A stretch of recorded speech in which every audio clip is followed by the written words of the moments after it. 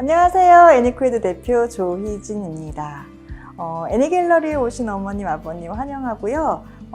명화하면 조금 어렵게 느껴지시나요? 그런데 위대한 화가들도 때로는 기쁘고 때로는 슬프고 우리와 삶의 별반 다르지 않은 것 같습니다. 이 거장들도 슬프고 힘든 이런 것들을 그림으로 또 표현해 냈잖아요. 그래서 이번에는 고통을 이겨내고 또 다른 방법, 정말 다른 방법으로 표현된 두 화가의 이야기를 하도록 하겠습니다. 자, 이 그림 한번 보실래요? 이 그림 누가 그렸을 것 같으세요? 정말 따뜻하고 예쁘고 아름답다라는 생각 드세요? 정말 예쁜 여인도 나오고요. 정말 신나게 이렇게 파티하는 모습도 있고요. 이 그림은 르누아르라는 화가가 그린 작품입니다. 이렇게 오늘 행복의 화가 르누아르를 소개해 드리도록 하겠습니다. 르누아르는요, 프랑스 화가이고요. 1841년에 태어났습니다. 그런데 르누아르가 정말 가난했대요.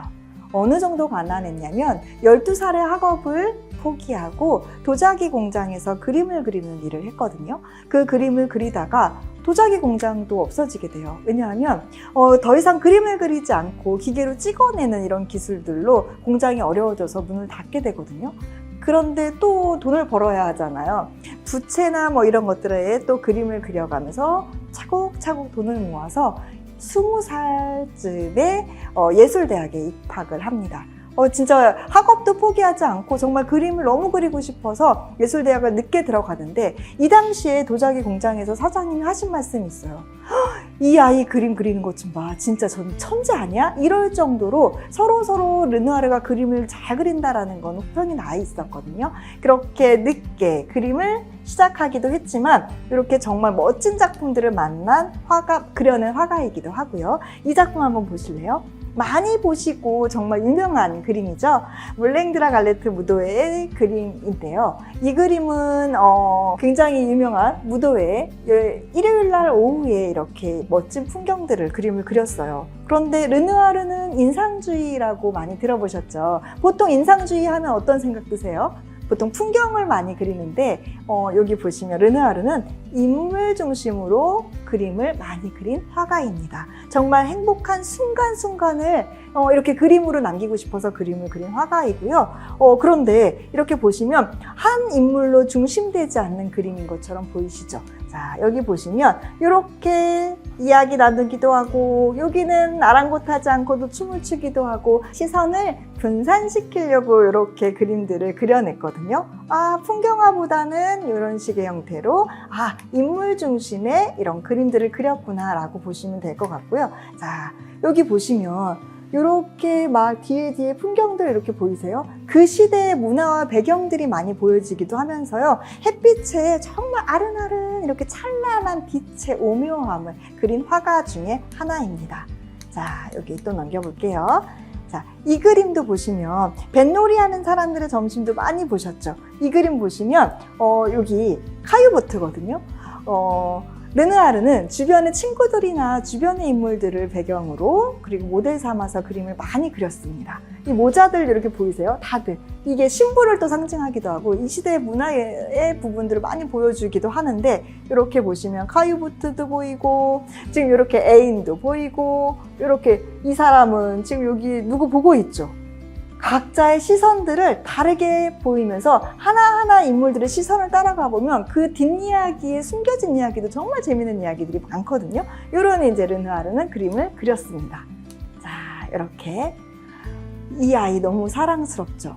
르누아르에게는 아픔이 있었어요. 어떤 아픔이 있었냐면 20대 때 모델을 그림으로 그리다가 사랑에 빠지게 되거든요. 그 모델 사이에서 결혼하기 전에 딸아이를 낳게 됩니다. 그런데 둘 다 경제적으로 너무 힘들고 이러다 보니 입양을 보내게 돼요. 그래서 입양을 보내서 너무너무 마음이 아팠는데 그럼에도 불구하고 르누아르는 정말 진정한 아버지였던 것 같아요. 너무너무 가슴이 아파서 물심양면 금전적인 것들 지원을 하기도 하고 이 딸이 결혼을 했는데 결혼을 하고 나서 그 남편이 일찍 죽는 바람에 그래도 걱정하지 마 라고 하고 물심양면 도움을 줬다라고 합니다. 그런데 이 그림 한번 보실래요? 이 그림은 가브리엘이라는 모델인데요.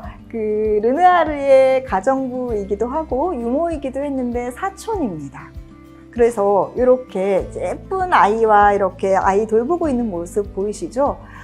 이 딸을 입양 보냈는데 그 르누아르의 부인이 막 물어본 거죠. 추궁을 했는데 얘기를 할 수밖에 없어서 얘기를 합니다. 그래서 가정부로도 쫓겨나기도 하고 이렇게 해서 부인과 굉장히 소원한 관계가 되기도 하는데요. 그러면 그럴수록 르누아르는 묵묵히 더 아이와 사랑하는 모습들을 많이 화폭에 담았거든요. 이런 아픔이 있는 화가입니다. 지금 보신 것처럼 입양 보낸 딸이 있다는 사실을 털어놓고 가정은 별로 좋아지지 않으면서 이렇게 다시 이렇게 예쁜 그림들을 그리게 되거든요. 이런 아픔들을 잊고 아름다움으로 막 그림으로 표현해야지, 이렇게 통스럽고 이런 슬픈 이런 일이 있어도 예쁨으로 표현해야지 라고 해서 이렇게 그림들을 아름답게 표현한 화가이기도 해요. 자, 이 그림 한번 보실래요?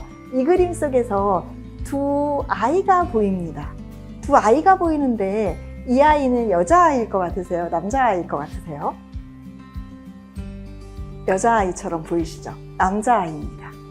문화의 동생이고요. 이렇게 남매가 있는데 이 당시의 문화를 이야기해 주기도 하죠. 이 당시에 남자아이들도 머리를 기르고 누나처럼 이렇게 드레스 입는 게 유행이었대요. 이게 부유층에는 이렇게 공공연하게 이런 식의 형태로 아이들이 꾸미고 다녔다라고 하거든요. 이렇게 해서 이 시대의 또 문화를 또 많이 보여주는 그림이기도 하죠. 이런 그림들을 예쁘게 그린 화가 중에 하나입니다. 고통은 지나가지만 아름다움은 남는다. 굉장한 명언이지요. 이 명언은 마티스가 르누아르가 굉장히 관절염의 극심한 고통 속에서 그림을 그리지 못할 시기에도 그림을 포기하지 않고 손에다가 붓을 매달아서 그림을 그릴 정도로 정말 멋진 그림을 그린 화가이기도 한데요. 30년이나 후배인 마티스가 매일매일 박물관을 가서 이렇게 물어본 거예요. 그렇게 고통스러운데 예술 활동을 계속 하세요? 라고 마티스가 물어보니 그때 르누아르가 한 말입니다. 고통은 지나가지만 아름다움은 남는다. 지금도 우리에게 아주 가슴 깊이 와닿는 말이기도 하지요. 자, 이것도 한번 보실게요. 방금 봤던 그림 화풍하고는 정말 다르죠? 너무나도 강렬해. 와, 이렇게 역동적이야. 이런 느낌 드세요? 이런 느낌들. 이 그림을 누가 그렸을까요? 르누아르랑 정반대의 화풍을 담은 이 그림들, 마티스의 작품입니다. 르누아르와 마티스하고도 공통점이 있어요. 아픔도 공통점이 있는데 또 어떤 공통점이 있냐면 여기 보이는 이 아이도 마티스가 정말 사랑하는 딸인데 결혼하기 전에 아이를 낳은 딸입니다. 이런 점까지 공통점으로 있다니 너무나도 신기하고 놀랍죠. 이렇게 속속 뒷이야기에 재미있는 숨은 이야기도 있지만 마티스도 굉장히 어린 시절을 이렇게 보시면 아픔을 조금 겪은 화가입니다. 마티스는요 20대에 맹장염에 걸리게 돼서 오레도로 병원에 입원하게 되거든요. 거기에서 인생이 뒤바뀝니다. 법률사무소에서 일을 했던 마티스는 오랜 기간 동안 맹장염으로 입원을 했는데 엄마가 마티스가 너무나도 입원하는 동안 심심할까봐 그 미술 도구, 그림 도구를 사다 주거든요. 그림을 그리면서 완전히 인생이 뒤바뀝니다. 이때부터 화가의 꿈을 안고 법률사무소도 그만두고 그림을 그리기 시작하거든요. 마티스도 프랑스 화가입니다. 아주 이렇게 그림을 보면서 흥미가 생긴 이 마티스는요, 이 그림 보니까 어떤 느낌이 드세요? 동료들이 다 조롱을 한 거예요. 야수를 그려놓은 것 같아. 이 마티스의 부인이거든요. 부인의 색감들이 우리가 생각하는 살색 뭐 이런 느낌이 아니잖아요. 이 그림들을 보고 와, 야수를 그려놓은 것 같아 이렇게 조롱을 했거든요. 그럼에도 불구하고 야수파면 어때? 그래, 나 야수 맞아. 이렇게 하고 마티스만의 화풍을 또 멋지게 또 창시해냅니다. 이 그림 한번 보실래요? 굉장히 역동적이죠. 이렇게 붉은 살결, 파란색의 안정된 느낌, 이렇게 이런 초록의 이런 이제 안정된 대지, 이런 것들을 대비 효과와 역동적인 느낌 이렇게 드세요. 다 같이 술래잡기를 하면서 하나하나의 이런 역동적인 이런 느낌, 즐거움을 표현한 화가입니다. 자, 마티스는 이렇게 20대 때 아팠는데 또다시 아픔이 찾아왔어요. 어떤 아픔일까요? 한 70살이 조금 넘어서 암에 걸리게 되거든요. 그래서 암을 투병을 하면서도 수술이 잘 끝났음에도 불구하고 정말 의지를 불태워서 끝까지 예술활동을 놓지 않았는데요. 이 화가가 이렇게 보세요. 물감의 유해물질이나 이렇게 암의 후유증이나 막 이런 것들로 또 온통 온몸이 마비되는 이런 고통을 겪으면서도 붓으로 물감으로만 그림을 그리는 게 아니라 나는 또 다른 방법으로 한번 그려봐야지 하고 이렇게 그림을 그렸습니다. 어떻게 그렸을까요? 이 당시에는 색종이라는 게 없었어요. 이때 동료들한테 흰 종이를 주고 색칠해다줘 라고 한 종이를 가지고 와서 요거를 색종이가 됐잖아요. 얘를 오리고 잘라서 붙인 그림입니다. 컷아웃 기법의 창시자이기도 하고요. 이렇게 보면 나도 종이 찍찍 찢으면 이런 그림 나올 것 같아 라고 생각이 드시겠지만 정말 계산된 이렇게 두어야 예쁘지, 이 위치에 두어야 예쁘지, 이렇게 그림을 붓 대신 종이로 그리기 시작합니다. 마티스가 한 얘기 중에 정말 우스우면서도 유명한 일화가 있는데요. 칼로 고통을 겪었으니 나는 아름다움을 가위로 만들 거야 라는 말을 또 남기기도 했거든요. 이렇게 와 이거 보세요. 이카루스의 추락 이거를 형상해서 추락을 정말 다시 한번 승화시키면서 희망적인 그림을 이렇게 이카루스라는 작품을 그렸거든요. 하늘 끝까지 태양 가까이 가서 날개가 이제 타버려가지고 추락하는 모습을 이렇게 절망적인 느낌으로 그린 게 아니라 이렇게 승화하는 모습으로 열정을 품고 있어, 나는 더 날 수 있어, 나의 아픔을 이렇게 표현한 화가이기도 합니다. 자, 얘도 이렇게 보시면 진한 파란색, 어떤 느낌이 드세요? 굉장히 강렬하세요? 열정적인 느낌 드세요? 반짝반짝 이렇게 막 역동적인 느낌 드세요? 심장이 두근두근, 뭔가 이글이글, 심장에서 터질 것 같은 타오름이 느껴지세요?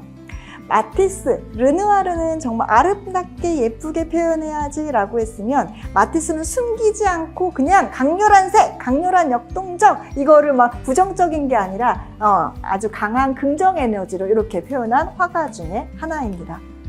어머니 아버지 아이들 키우기 너무 어렵지 않으세요? 저도 아이를 키우면서 느꼈지만 너무 어렵다라는 생각이 들기도 했고 때로는 이 아이들이 그냥 방긋방긋 이렇게 여기까지 화가 나게 했다가도 그냥 까르르 한번 웃는 모습 보면 또 사르르 녹기도 하고 이런 경험들 하시잖아요. 아이들이 너무나도 힘들게 하거나 이럴 때 어떤 식으로 어머니 아버님 화를 조금 삭히세요?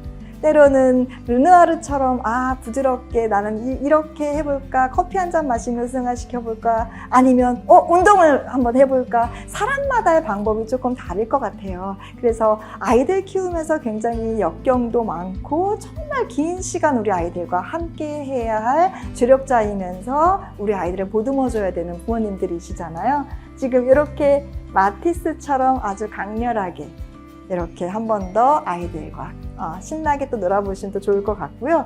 이거 보니까 제가 또 하나 생각이 났어요.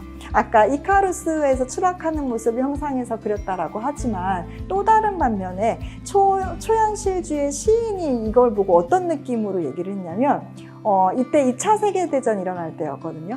그래서 젊은 청년이 총 맞은 것 같다 라고 해서 심장이 두근두근 이렇게 심장이 총 맞은 것 같다, 이건 폭탄이야 이런 얘기를 했는데 그렇게 보이기도 하죠. 그런데 이렇게 보시면 고요함, 열정, 열망 이런 색깔들을 정말 또 다르게 희망적으로 표현한 화가이라는 거 기억해 주시고요.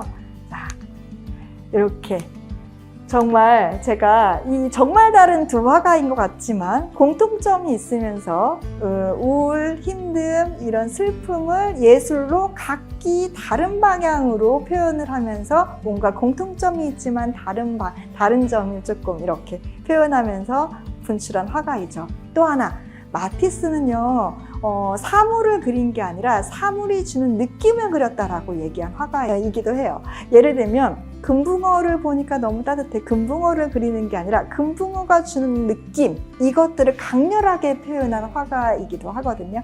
이렇게 사랑스러운 표현들 이런 것들과 함께 명화 한 장이 주는 감동이 있잖아요. 정말 어렵구나가 아니라 애니 갤러리는 명화 한 장으로 아이들과 공감하고 소통하고 이렇게 어려움 속에서도 이렇게 극복했구나. 굉장히 인문학적으로도 아이들한테 정말 도움이 될 것 같다라는 생각이 들거든요. 명화 그림 하나를 보고 색칠하고 그냥 표현하는 것이 아니라 그냥 가위로 자르고 오리고 이런 것이 아니라 아이들의 공감 능력도 끌어내면서 아이들과 마음을 또 이야기 나누기 하면서 뭔가의 화가의 고통, 슬픔 이런 걸 긍정적으로 표현하는 우리 아이들의 긍정적 이미지를 또 줄 수 있으면서 명화 한 장이 우리 아이들의 인생에 정말 큰 길잡이 역할을 할 수도 있을 것 같고요. 얘를 바탕으로 발상의 전환을 할 수 있는 애니갤러리 많이 사랑해 주시고 다음 시간에도 정말 재미있고 유익하고 또 듣고 싶은 이야기로 다시 찾아뵙겠습니다. 이상으로 마치겠습니다. 감사합니다.